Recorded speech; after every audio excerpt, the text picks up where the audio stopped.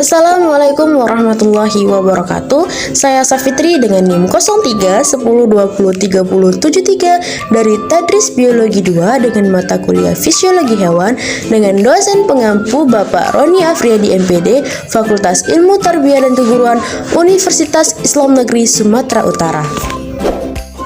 Pada video ini kita akan membahas tentang sistem reproduksi dan kontrol hormonal. Reproduksi adalah salah satu karakter kunci dari makhluk hidup untuk mempertahankan eksistensi spesies dari waktu ke waktu. Kemampuan hewan untuk menghasilkan keturunan yang viabel terkait erat dengan kemajuan evolusinya. Penyusunan kembali gen-gen yang mungkin terjadi selama reproduksi telah memberikan peluang untuk munculnya variasi-variasi dari berbagai karakter yang dimiliki oleh hewan. Nah, hal ini juga mengisyaratkan bahwa proses reproduksi berhubungan erat dengan genetik dan perkembangan. Reproduksi terbagi menjadi dua jenis.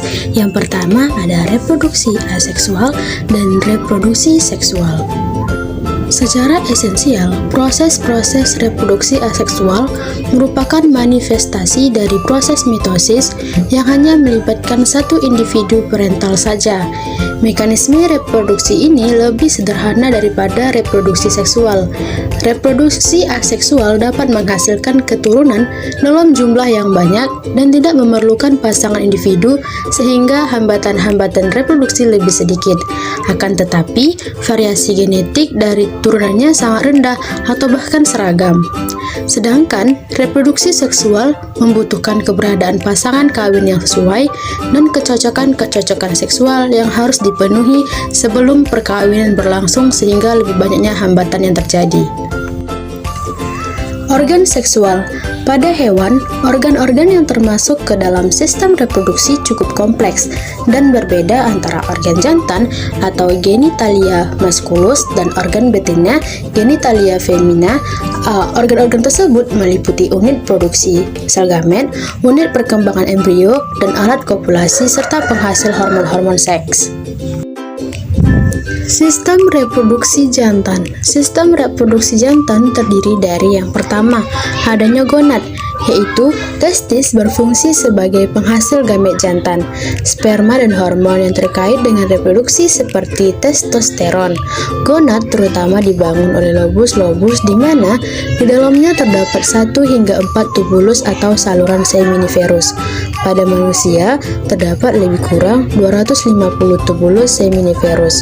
Pada dindingnya, tubulus tertanam bakal sperma. Yang kedua ada sistem saluran atau ductus, antara lain ductus efferent, ductus epididermis, ductus deferens, dan ductus ejakulasi. Yang ketiga ada kelenjar eksokrin, di mana veskula seminalis dan kelenjar prostat. Yang terakhir ada penis yang berfungsi sebagai alat kopulasi.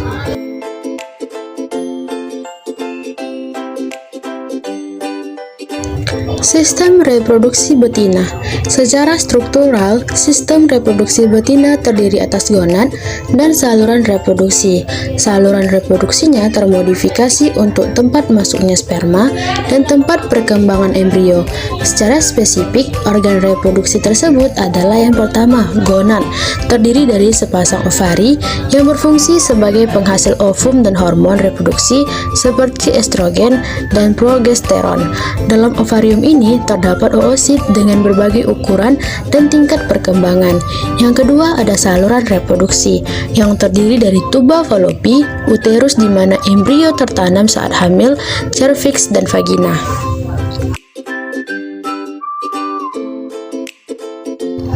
Selanjutnya ada kontrol hormonal. Sebagai salah satu proses fisiologi, reproduksi sangat dipengaruhi oleh aksi berbagai hormon yang tergolong ke dalam hormon seks. Pada hewan tingkat tinggi, misalnya mamalia, terdapat banyak sekali hormon yang dihasilkan oleh organ seks, seperti testis dan ovarium, serta hormon-hormon dari hipofisa dan hipotalamus.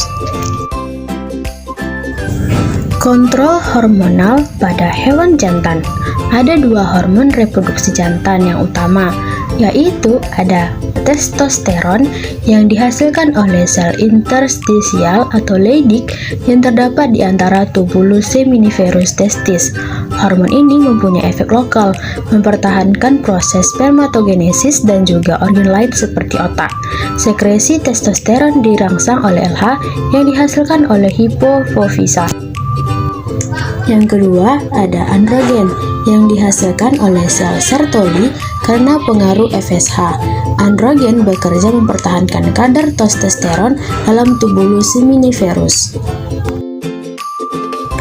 Testosteron bekerja pada aksis hipotalamo-hipofisa sehingga terbentuk keseimbangan antara kadar testosteron dengan pituitari gonadotrophic atau FSH dan LH yang dihasilkan oleh hipofisa. Pengaturan kadar gonadotrop diperantarai oleh inhibin yang dihasilkan oleh prostat dan sel Sertoli. Selanjutnya ada kontrol hormonal pada hewan betina. Hormon yang dihasilkan oleh hipofisa sama pentingnya pada hewan jantan dan betina, yaitu FSH dan LH. Kelenjar hipofisis menghasilkan hormon FSH yang merangsang pertumbuhan sel-sel folikel di sekeliling ovum. Ovum yang matang diselubungi oleh sel-sel folikel yang disebut follicle graft. Follicle the graft menghasilkan hormon estrogen. Hormon estrogen merangsang kelenjar hipofisis untuk mensekresikan hormon LH, sedangkan hormon LH merangsang terjadinya ovulasi. Selanjutnya, folikel yang sudah kosong dirangsang oleh LH untuk menjadi badan kuning atau corpus luteum. Corpus luteum kemudian menghasilkan hormon progesteron yang berfungsi menghantar sekresi FSH dan LH. Kemudian, corpus luteum ini mengecil dan hilang sehingga akhirnya tidak membentuk progesteron lagi. Akhirnya, FSH mulai terbentuk kembali dan proses oogenesis mulai kembali. Sekian yang dapat saya paparkan. Thank you for watching. Bye-bye.